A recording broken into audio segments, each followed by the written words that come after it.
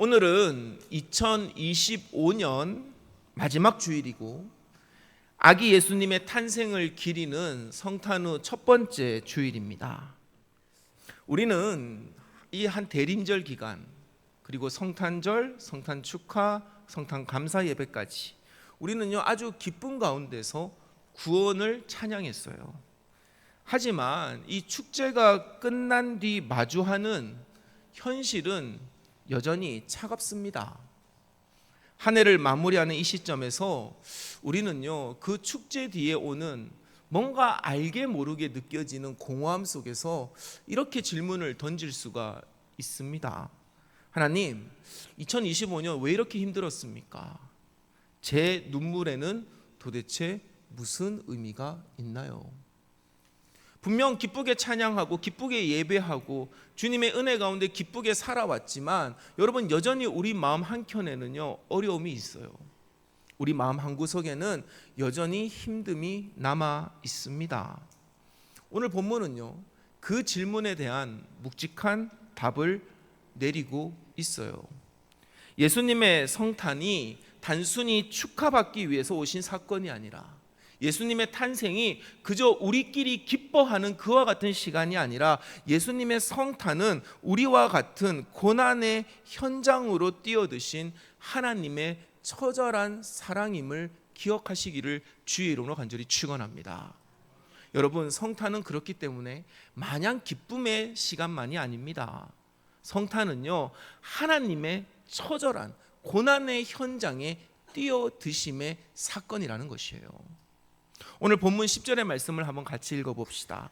우리 히브리서 2장 10절 말씀 우리 한 목소리로 읽습니다. 시작. 그러므로 만물이 그를 위하고 또한 그로 말미암은 이가 많은 아들들을 이끌어 영광에 들어가게 하시는 일에 그들의 구원의 창시자를 고난을 통하여 온전하게 하심이 합당하도다. 아멘. 한 구절만 다시 한번 더 읽어봅시다. 우리 화면 다시 한번 띄워주세요.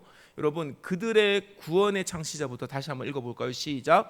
그들의 구원의 창시자를 고난을 통하여 온전하게 하심이 합당하도다. 아멘. 혹시 펜이 있으신 분들은 이 창시자의 동그라미를 한번 쳐보시기 바랍니다.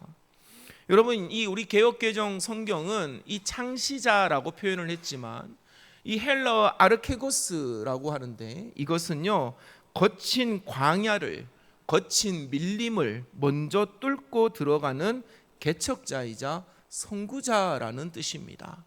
그렇기 때문에 여러분, 이 구원의 창시자는요 구원의 개척자라고도 말할 수 있고 구원의 선구자라고 말하는 것이 더 정확합니다. 오늘 교회력의 동행 본문인 병행 본문인 이사야 63장은요 이 구원의 선구자의 발걸음이 어떤 마음으로 이루어졌는지를 우리에게 보여주고 있습니다. 제가 준비했거든요. 우리 한번 같이 읽어보겠습니다. 시작. 그가 말씀하시되 그들은 실로 나의 백성이요 거짓을 행하지 아니하는 자녀라 하시고 그들의 구원자가 되사 그들의 모든 환난에 동참하사 자기 앞에 사자로 하여금 그들을 구원하시며 그의 사랑과 그의 자비로 그들을 구원하시고 옛적 모든 날에 그들을 드시며 안으셨으나. 아멘. 여러분, 이 이사야 63장에 나와 있듯이 여러분, 이 구원의 선구자, 구원의 개척자는요 그들의 모든 환난에 동참하셨다라는 것입니다. 우리를 위하여 기꺼이 고난을 짊어지신 예수 그리스도이십니다. 여러분, 우리 예수님은요 우리가 2025년 한 해 동안 겪었던 그 모든 고통을 당신의 고통으로 여기시며 그 길을 앞서 가신 분임을 믿으시기를 주의 이름으로 간절히 축원합니다. 여러분이 외로웠을 때, 여러분들이 외로울 때 주님도 외로우셨고, 여러분들이 눈물을 흘릴 때 주님의 마음도 찢어지는 심정이었던 것입니다. 여러분, 우리가 이 사실을 깨닫는다면 오늘 우리가 겪고 있는 이 고난의 시간, 이 고난은요 새롭게 해석될 수 있습니다. 여러분, 우리가 당하고 우리가 겪는 고통은요 결코 버려진 시간이 아닙니다. 그것은 우리의 선구자 대신, 우리의 대장 대신 예수님이 당신의 고통으로 먼저 통과하신 통과의 길의 흔적임을 기억하시기를 주의 이름으로 간절히 축원합니다. 주님이 우리의 고통을 앞서 가셨다. 주님이 우리가 겪고 있는 이 고난의 길을 먼저 가셨다. 우리가 이 사실을 믿는다면 여러분, 우리는요 은혜 가운데 살아갈 수밖에 없는 것입니다. 주님이 먼저 그 가시던 뿔을 온몸으로 받아내며 지나가셨기 때문에 이제 그 길은 우리를 죽이는 독이 빠져버린 길이 된 것이에요. 여러분들이요 뭔가 가시던 뿔이 풍성한 무성한 그곳을 지나가려고 한번 생각해 보십시오. 여러분, 그것을 쳐내며 지나간다 할지라도요 그 위험한 것에 찔리고 상처받을 수밖에 없습니다.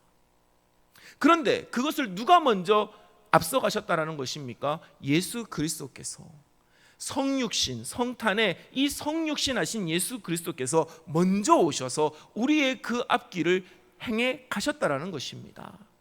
그렇기 때문에 여러분, 우리가 걷는 길은 여전히 거칠어 보입니다. 우리가 걷는 길은 여전히 힘들어 보여요. 제가 군에 있을 때 저는 포병 장교였습니다. 그래서 군에 있을 때 포병 장교면 저는요 무조건 차를 타는 줄 알았어요. 차를 탔을까요? 차를 타지 않았을까요? 안 탔으니까 이런 얘기를 하죠. 차를 탔던 시간보다 차를 타지 않았던 시간이 더 깁니다. 쏘이 때는 관측장교가 돼서 보병부대 중대장을 따라다녀야만 해요. 제가 그때 보병들을 따라다니면서 죄송해요, 이 강단에서 이런 말을 하기는 그렇지만 얼마나 욕에 욕을 했는지 몰라요. 이 보병 무식한 놈들, 이 사람들은요 길을 만들더라고요. 포병은 길 따라가는데 보병은 길을 만듭니다. 길을 가다가요 저기 목적지를 가야 되는데 시간이 늦었어요.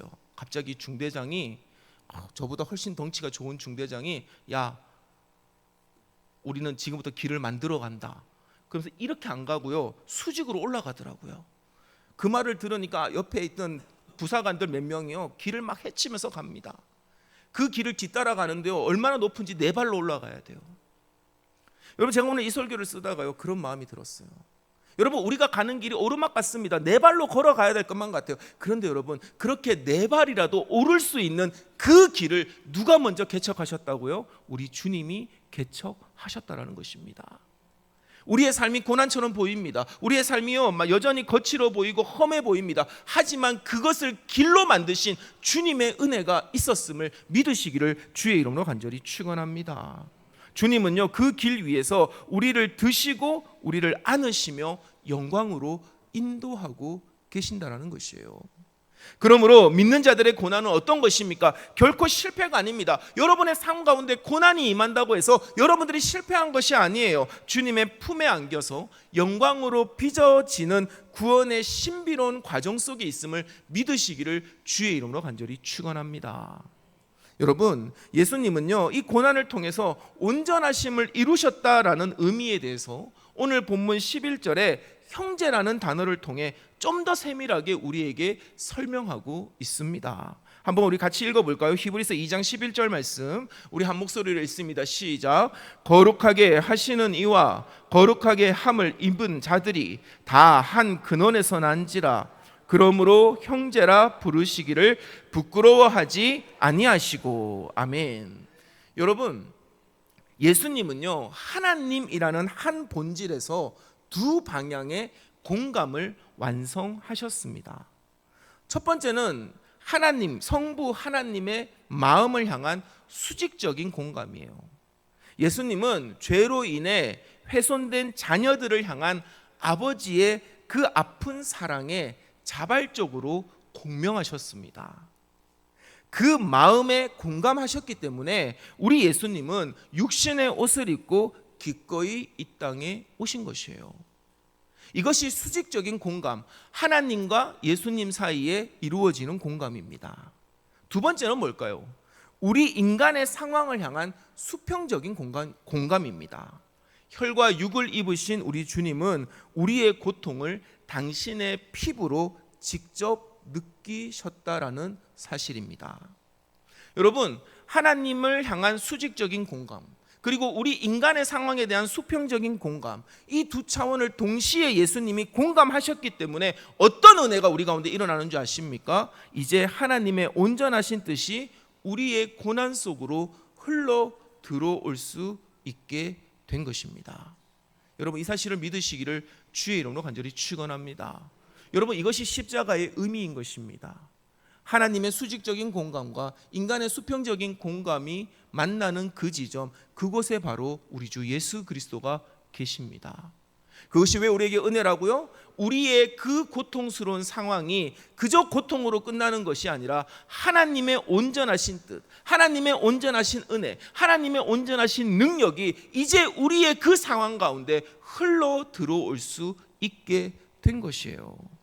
여러분, 이제 예수 그리스도의 십자가를 통해 하나님의 구원의 계획이 우리의 고난의 현장에 침투하기 시작하게 된 것입니다. 아버지의 뜻이 자녀에게 이어지게 된 것이에요. 그래서 주님은 우리를 뭐라고 부르시냐면 13절에서 우리를 자녀라고 부르십니다. 그리고 오늘 우리가 읽었던 이 11절의 말씀 속에서 우리를 형제라 부르기를 부끄러워하지 아니하신다라는 것이에요. 여러분, 우리는 이제 고난 속에서 하나님의 뜻을 함께 성취해 나가는 거룩한 공동체가 되었고 한 가족이 된 줄로 믿으시기를 주의 이름으로 간절히 축원합니다. 여러분, 고난을 겪다 보면, 고통을 당하다 보면 여러분들 남들이 기뻐하는 것이 너무나 꼴보기 싫을 때가 있습니다. 저 사람들은 내 상황, 내 처지와 전혀 무관하게 살아가는 것 같아요. 그런데 여러분, 한꺼풀만 더 벗겨보십시오. 그들의 상황이 여러분들의 상황과 별반 다를 것이 없습니다. 여전히 아픕니다. 여전히 슬픕니다. 여전히 힘겹습니다. 여전히 앞이 보이지 않아요. 하지만 결정적인 차이가 있습니다. 그것이 무엇인지 아십니까? 여러분, 우리가 미처 깨닫지 못한 결정적인 차이가 있는데 그들에게는 예수 그리스도가 있다라는 것이에요. 분명 같은 상황, 같은 고난이지만 그들에게는 하나님의 뜻이 그들의 고난의 현장을 덮는다는 믿음이 있는 것입니다. 그러니 기뻐할 수 있는 것이에요. 그러니 여러분 감사할 수 있는 것입니다. 오늘 이 은혜가, 오늘 이 말씀을 들은 우리 가운데 일어나게 되기를 주의 이름으로 간절히 축원합니다. 여전히 고난 가운데 고립되어 계신 분들이 있습니까? 여러분, 어려움 겪으면 모든 연락을 차단하고 모든 관계를 끊어버리고 홀로 계시는 분들이 있습니까? 여러분, 그것이 우리의 삶을 변화시키지 못합니다. 우리를 위하여 공감하시는 예수 그리스도, 그 공감을 통해서 하나님의 뜻을 우리에게 흘려보내어 주시는 예수 그리스도를 기억하는 성탄절이 되기를 주의 이름으로 간절히 축원합니다. 여러분, 우리의 맏형 되신 예수님, 제가 여러분 이 표현을요 그냥 쓴 게 아닙니다. 제가 준비는 안 했는데 우리 한번 말씀 한 번만 찾아봅시다. 히브리서 1장 6절입니다. 히브리서 1장 6절. 멀지 않으니까 한 장만 딱 넘기면 나오니까 우리 한번 같이 읽어볼까요? 우리 함께 읽겠습니다. 우리 함께 읽어볼까요? 시작. 또 그가 마다들을 이끌어 세상에 다시 들어오게 하실 때에 하나님의 모든 천사들은 그에게 경배할지어다 말씀하시며. 아멘. 여러분, 우리의 고통을 공감하시고 또 아버지의 아픔을 공감하셔서 여러분 자신이 희생한 우리 예수님은요, 하나님의 입장에서는 맏아들이 되고 우리의 입장에서는 큰 형이 된다라는 것이에요. 큰 누나가 된다라는 것입니다. 제가 있었던 대구에는요, 여러분 그 제일모직이라고 하는 큰 그 기업이 있었습니다. 그게 삼성의 모체가 되었죠. 옛날에는요, 여러분 거기가 방직 공장이었습니다. 그래서 지금도 거기를 보존해 놨는데 엄청 큰 공장들이 막 있어요. 옛날에는 거기에 누가 가서 일을 했을까요? 시골에서 올라온 여공들이 일을 했습니다. 초등학교 겨우 졸업하고 혹은 초등학교도 졸업하지 못하고 중학교 졸업하면 엘리트였어요. 그런 여공들이 와서 하루 16시간씩 먼지 구덩이 속에서 그 일을, 공장에서 일을 한 것입니다. 왜 그들이 그곳에서 일을 했을까요? 그들이 공부를 못해서 그곳에서 일을 했을까요? 그들이 뭔가 부족해서요? 아닙니다. 여러분, 자식들이 너무나 줄줄이 많으니까, 우리 그 아버지 어머니들이 자녀들 많이 나오니까 여러분 다 공부 못 시키는 거예요. 그 중에 가장 똑똑한 놈, 한 놈 대학 보내는 게 성공한 시절이었습니다. 그 한 명 대학 보내기 위해서 그 여공은 그곳에서 피를 토하며 일을 했던 것이에요. 여러분, 저는 제 주변에 그런 분들이 많이 있었어요. 그 지역이 그러다 보니까 나중에 여러분 들어보면요, 우리 누님 덕분에, 우리 형님 덕분에 내가 지금까지 성공해서 살고 있었다라는 얘기를 듣습니다. 여러분, 그분들이요 그곳에 가서 일하고 싶었을까요? 아닐 겁니다. 그런데 상황을 보니 그렇지 않잖아요. 부모님의 한숨 소리가 들려옵니다. 동생들은 새근새근하고 자고 있는데 자기는 그게 들려요. 저 입들을 다 어떻게 먹여 살릴지를 걱정하는 부모의 한숨 소리를 듣는데 어떻게 그곳을 떠나서 그곳에서 있을 수 있겠습니까? 동생들을 보니까 자기보다 더 성공할 수 있을 것 같아요. 더 공부 잘해서 정말로 사회 속에서 떵떵거리고 살 수 있을 것 같습니다. 나만 희생하면 이 아이들이 잘 될 것 같은 거예요. 그래서 자신의 고향을 떠나 기꺼이 그곳에서 일을 했던 것입니다. 여러분, 이것이 맏형입니다. 이것이 누나의 모습이에요. 큰 누나의 모습이에요. 우리 주님이 바로 그 일을 하신 줄 믿으시기를 주의 이름으로 간절히 축원합니다. 성부 하나님의 마음을 깨달았고 우리의 상황을 아시기 때문에 기꺼이 주님은 우리를 위하여 자기 자신을 내어드린 것입니다. 그래서 이 땅에 오신 것이에요. 여러분, 이제 우리의 맏형 대신 우리 예수님은요, 이제 가족된 우리를 괴롭히는 가장 큰 문제를 맞서 해결하기 시작하십니다. 그것이 무엇인 줄 아십니까? 바로 죽음의 문제였습니다. 14절과 15절의 말씀, 히브리서 2장 14절에서부터 15절의 말씀, 우리 한 목소리로 함께 읽어보겠습니다. 시작. 자녀들은 혈과 육에 속하였음에 그도 또한 같은 모양으로 혈과 육을 함께 지니심은 죽음을 통하여 죽음의 세력을 잡은 자 곧 마귀를 멸하시며 또 죽기를 무서워함으로 한평생 매어 종노릇하는 모든 자들을 놓아주려 하심이니. 아멘. 여러분, 마귀가 가지고 있는 가장 큰 무기가 무엇인 줄 아십니까? 마귀가 가지고 있는 가장 큰 무기는 죽음에 대한 공포입니다. 잘 들으십시오. 마귀가 죽음을 무기로 삼는 게 아니에요. 여러분, 마귀는요, 죽음이 만들어내는 공포를 무기 삼아 우리를 종처럼 부리려고 합니다. 이러다 망하면 어쩌지? 건강 잃으면 끝장인데 라고 하는 막연한 죽음에 대한 두려움이 2025년 내내 우리를 옥죄었을지 모릅니다. 하지만 생명의 주인 되신 예수님은요, 이 문제를 그저 피하지 아니하셨습니다. 이 죽음을 외면하지 않으셨어요. 여러분, 마귀가 가지고 있는 그 죽음의 문제에 적극적으로 개입하십니다. 오히려 우리와 똑같은 혈과 육의 옷을 입고 죽음의 입속으로 직접 걸어 들어가신 것입니다. 그리고 그곳에서 부활하심으로 말미암아 죽음에 대한 공포를 휘두르던 마귀를요, 무력하게 만든 것이에요. 여러분, 이 사실을 믿으시기를 주의 이름으로 간절히 축원합니다. 어려운 얘기예요. 어려운 얘기지만 우리 주 예수 그리스도께서 이 땅에 오셔서 사시고 죽으시고 부활하셨다라는 이 고백은요, 마귀가 쥐고 흔들던 죽음의 공포를 물리치셨다라는 분명한 신앙적 고백입니다. 여러분, 그렇기 때문에 우리의 맏형 대신 예수 그리스도께서 어떤 문제를 해결하셨다고요? 죽음에 대한 공포를 해결하셨다라는 것입니다. 여러분, 그 예수 그리스도를 온전히 믿으시기를 주의 이름으로 간절히 축원합니다.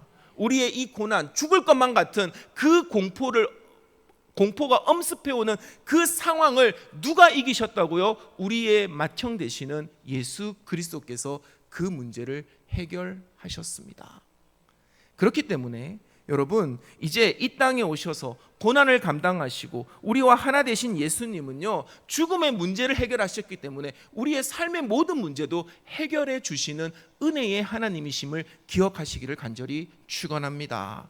여러분, 히브리서 2장 17절에서 18절은 그 사실을 우리에게 온전히 일러주고 있습니다. 우리 한번 같이 읽어볼까요? 17절, 18절 말씀 우리 함께 읽습니다. 시작. 그러므로 범사에 형제들과 같이 되심이 마땅하도다. 이는 하나님의 일에 자비하고 신실한 대제사장이 되어 백성의 죄를 속량하려 하심이라. 그가 시험을 받아 고난을 당하셨은즉 시험을 받는 자들을 능히 도우실 수 있느니라. 아멘. 여러분, 이 18절을 보면 도우실 수 있다라고 할 때 나왔던 이 돕다라는 뜻의 헬라어 보에데오는요, 공경에 처한 사람을 구하기 위해서 도움을 들고 찾아오다 혹은 구조하러 오다라는 것입니다. 그렇기 때문에 여러분, 이 18절에 돕다는 것은요, 그저 돕는 의미가 아니에요. 적극적인 도움입니다. 돕기 위해서 찾아오시는 예수님이에요. 돕기 위해서, 구원하시기 위하여, 구조하기 위하여 달려오고 계시는 주님을 말하고 있는 것입니다. 왜 예수님이 우리를 가장 잘 구조할 수 있습니까? 우리가 방금 읽었던 이 18절의 말씀처럼 그가 시험을 받아 고난을 당하셨기 때문입니다. 주님은요, 인간이 겪는 고난이라는 것이 얼마나 파괴적인 것인지, 인간의 연약함이 얼마나 깊은지를 당신의 몸으로 직접 겪어서 아십니다. 그렇기에 주님의 공감은요, 단순히 불쌍하다라는 동정에 머물지 않고 우리에게 가장 절실한 실질적인 구조로 이어지게 되는 것이에요. 여러분, 배고픈 사람이, 배고파 본 사람이 배고픈 자의 심정을 잘 이해합니다. 제가요, 장례를 많이 치렀거든요. 그런데 어느 순간 깨달았어요. 함부로 말하면 안 되겠다. 목사랍시고 함부로 말하면 안 되겠다. 특히 부모를 잃은 분들에게는 더욱더 그런 마음이 있습니다. 왜냐하면 제가 아직 부모님 양친이 다 살아 계시거든요. 제가 잃어본 경험이 없는데, 제가 먼저 우리 부모님을 떠나본 경험이 없는데, 여러분, 제가 그 경험 없이 그들의 아픔을 함부로 만지는 것 너무나 위험하고 너무나 조심스럽습니다. 여러분, 진정한 공감, 진정한 도움은 어디서 올 수 있는 것입니까? 여러분, 겪어본 사람이 그 일을 잘 아는 것이에요. 왜 우리 주 예수 그리스도께서 이 땅에 육신을 입고 오셨습니까? 우리의 상황을 그저 하늘에서 도우실 수 있는 그분이 왜 이 땅에 굳이 오셔서 고난을 당하시고 죽으시고 부활하셨습니까? 우리의 상황을 공감하시기 위해서입니다. 우리의 상황에 연대하기 위해서이십니다. 그렇기 때문에 우리에게 가장 절실한 실질적인 구조로 이어질 수 있는 것이에요. 여러분, 이것이 바로 능력 있는 대제사장의 모습입니다. 주님은 하나님의 온전하신 뜻을 품고 우리의 고난적 상황 속에서 구조의 손길을 내밀고 계십니다. 주님은 우리가 처한 고난의 수렁이 얼마나 깊은지를 정확하게 공감하시기에 우리를 어떻게 끌어올려야 하는지도 정확하게 아십니다. 우리의 삶을 공감하시기에 주님의 구조는 세심하시고 하나님의 능력을 입으셨기에 그 구원의 결과는 확실한 줄로 믿으시기를 주의 이름으로 간절히 축원합니다. 우리의 형제이자 우리의 능력 있는 대제사장 되신 주님이 지금 우리의 고난을 끝내기 위하여 실질적인 도움을 들고 오늘 이 자리에 찾아오셨음을 믿으시기를 주의 이름으로 간절히 축원합니다. 이것이 성탄의 의미인 것입니다. 단순히 예수님이 탄생하셨다고 기뻐하고 우리끼리 즐거워하는 것이 아니라 이것이 성탄의 의미라는 것입니다. 우리를 깊이 공감하시고 우리를 위하여 실질적인 능력을 행하시는 우리의 형제 되시는 예수 그리스도가 우리를 위하여 이 땅에 오셨습니다. 이제 말씀을 맺습니다. 오늘 말씀을 깊이 들으셨다면, 오늘 말씀이 여러분 귓가에, 여러분의 마음에 들렸다면 오늘 우리의 1년을 다시 한번 돌아보며 해석하기를 간절히 축원합니다.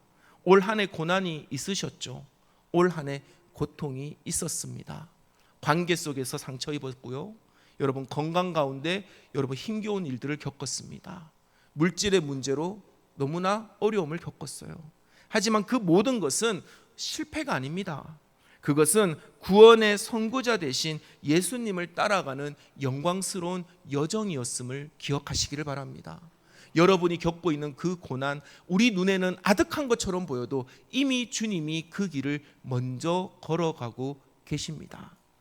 주님은 우리의 모든 환난에 동참하셨고 우리를 안아주시고 여기까지 오게 하신 줄로 믿습니다. 그렇기 때문에 우리가 믿는 예수님은 저 멀리 계시는 신이 아닙니다. 저 높이 계시는 그와 같은 하늘에 계시는 여러분 초월적인 그와 같은 존재만이 아닙니다. 하나님의 마음을 품고 또 우리의 아픔에 공감하며 짐을 나눠지시고 우리를 돕기 위하여 실질적인 해결책을 들고 달려오시는 자비로우시고 신실한 대제사장이시고 우리의 큰 형님, 우리의 큰 누나와 같은 존재가 되십니다. 나를 위해 앞서가신 선구자, 나의 분명한 도움 되시는 예수 그리스도의 손을 놓지 마십시오. 그분의 손을 굳게 잡고 다가오는 2026년을 힘있게 나아가는 우리 대화교회 교우들이 다 되시기를 우리 주 예수 그리스도의 이름으로 축원합니다.